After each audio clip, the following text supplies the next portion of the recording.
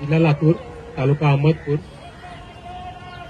आज आपण जवळजवळ इथे आज 19वा दिवस आहे उपोषणाचा आणि आपल्या आंदोलनाचा. तर मला आज थोडंसं आंदोलनाविषयी बोलायचं आहे, जो आंदोलन विषय आहे आपला. कारण की आपण पाहतो की आंदोलन म्हणजे काय, हा मुळात आपल्याला आज मला असं वाटतं की प्रश्न पडायला हवा. कारण की आज आपण थोडासा इतिहास पाहिला, तसा माझा इतिहास थोडासा कच्चा आहे बरं का, म्हणजे काही चुकलं वगैरे तर थोडं समजून घ्या. मी जरा गणित विषयाचा शिक्षक आहे, पण मी प्रयत्न करतो. थोडंसं आपण जर मागे पाहिलं तर आपल्याला सर्वांना 1857चा उठाव सर्वांना माहितीच आहे. तेही एक प्रकारचं आंदोलनच होतं. ते आंदोलन अपयशी ठरलं असं आपण बोलू शकतो का? ते आपण म्हणतो की 1857चं आंदोलन हे अपयशी ठरलं. पण त्या आंदोलनात काय चुका झाल्या हे पाहूनच पुढची जी आंदोलनाची दिशा ठरली ना. त्याच्यानंतरच जी आंदोलनं झाली त्याचा अभ्यास करूनच पुढची आंदोलनं केली की त्या आंदोलनाचा काय बरं होता विषय, किंवा प्रत्येक ठिकाणी वेगवेगळ्या ठिकाणी उठाव झाले. एक थोडक्यात सांगायचं म्हटलं तर, आणि त्याला एक दिशा नाही मिळाली. सर्वजण एका ठिकाणी नाही आले, त्याच्यामुळे ते अपयशी झाले. त्याच्यानंतर आपण बघितलं, आणि एक छान उदाहरण जर आपण पाहायला गेलं तर महात्मा गांधीचं उदाहरण आपण बघू शकतो.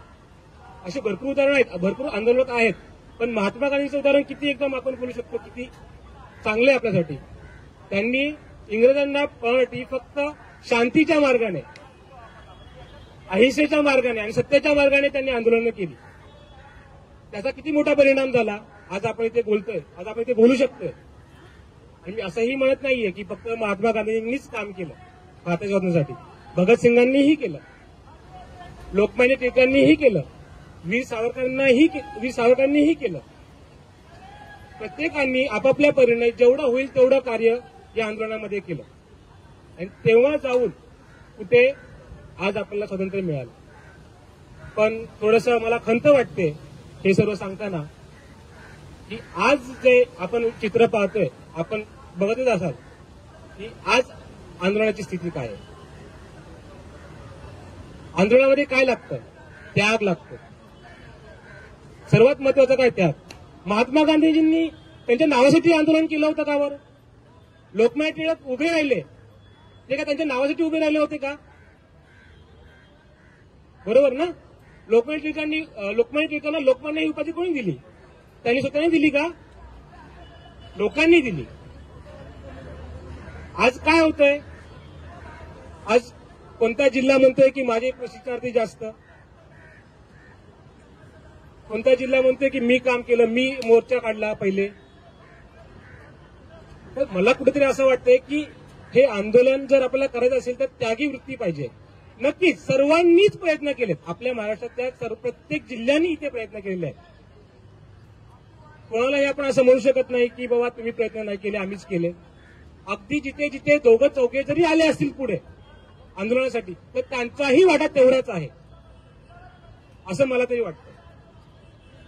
पुढे जाऊन आपण बघतो इथे आल्यानंतर पण म्हणजे एक थोडीशी म्हणजे एक अजून एक खंत आहे की आजच्या तरुण पिढीमध्ये एक बोलतो ना आपण, मला क्रेडिट मिळालं पाहिजे. आज आपण बघतो ना रील्स, फोटो काढायचे. भावांनो बहिणींनो, मी फक्त एवढंच म्हणेन, आपण इथे कशासाठी आलोय? आपण इथे आलोय आपल्या हक्कांसाठी, आपल्या न्यायासाठी, ना की मला प्रसिद्धी मिळावी यासाठी आपण नाही आलोय. क्रेडिट हे सर्वांचंच आहे. नक्की सर्वांनी प्रयत्न केले. मी असंही म्हणत नाही की कोणी त्याच्यामध्ये माझा असा कोणता हेतू नाहीये. प्रयत्न मी म्हणेल की जो एक प्रशिक्षणार्थी इथे येतोय स्वतःहून, तोही तेवढाच आंदोलनासाठी महत्वाचा आहे. आणि जे खूप काम करतायत आपल्या जिल्हा लेव्हलवरती, तालुका लेव्हलवरती सर्वांना जमा करण्याचं काम करतायत, त्यांचंही तेवढंच महत्व आहे असं मला तरी वाटतं. त्यानंतर आपण बघतो आज की भरपूर जण सांगतात की मी खूप कष्ट केलेत, माझ्याकडे पैसे नाहीत तरी मी येतोय. कोण म्हणते की मी एवढा खर्च केला. पण भावांनो आणि बहिणींनो पुन्हा एकदा हेच सांगेन, आंदोलन म्हणजे काय? आंदोलन म्हणजे काय? आंदोलन हे कष्टाशिवाय मिळत नाही. जर मी इथे येऊन म्हणतो की मला एवढा त्रास झाला आंदोलनासाठी, तर मला वाटतं की हे बरोबर नाहीये बोलणं. त्रास हा सगळ्यांचाच झालाय. आंदोलन करणाऱ्या प्रत्येक प्रशिक्षणार्थी त्रास घेऊन इकडे येतोय. का? तर आपल्या न्यायासाठी, हक्कासाठी, असं मला तरी वाटतंय. त्यामुळे मी सगळ्यांना हेच आवाहन करीन, आपण कोणत्याही म्हणजे प्रत्येक प्रश्नार्थ आपण मान ठेवून प्रत्येकाने या आंदोलनामध्ये सहभागी होऊयात.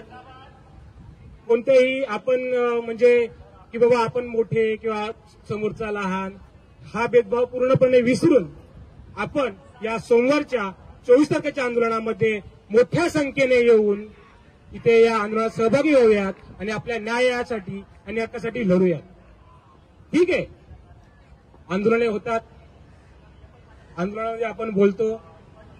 आता आपलं जवळजवळ 19 दिवस झाले, याच्या अगोदर पण 4 आंदोलने आपली झालेली आहेत. आणि आपली एक अपेक्षा असते, ही मला कुठे थोडी चुकीची वाटते, की आज आता आपण जर सोमवारी आंदोलन करणार आहोत, अतिशय आक्रमकपणे आपण आंदोलन करणार आहोत. पण भावांनो बहिणींनो, हे आंदोलन फक्त 19 दिवस 20 दिवस मध्ये आपल्या सर्व मागण्या पूर्ण होतील अशी अपेक्षा करणं मला थोडंसं चुकीचं वाटतं. हा, नक्कीच आपण काहीतरी पॉझिटिव्ह घेऊन आपण इकडनं निघू. पण आपल्या सर्वच मागण्या पूर्ण होतील म्हणजे आपल्याला नोकरीच मिळेल उद्यापासून, हे बोलणं मला कुठेतरी चुकीचं वाटतं. आपण प्रयत्न करू, 100% प्रयत्न करू. आज नाही, उद्या नाही, 1 महिना नाही, 2 महिने नाही, 2 वर्ष लागतील, पण आपण पूर्ण प्रयत्न करू आणि हे आंदोलन सक्सेसफुली पूर्ण करण्याचा आपण प्रयत्न करू. आणि 24 तारखेला आपण पूर्णपणे आपल्या जोशामध्ये येऊन या आंदोलनात सहभागी होऊ, हीच मी सर्वांना विनंती करतो. आणि मी काही 2 शब्द जे काय असतील आणि माझे काही चुकलं वगैरे असेल तर मला इथेच माफ करा मी सांगेल. भारत माता की जय, भारत माता की जय, वंदे मातरम, वंदे मातरम.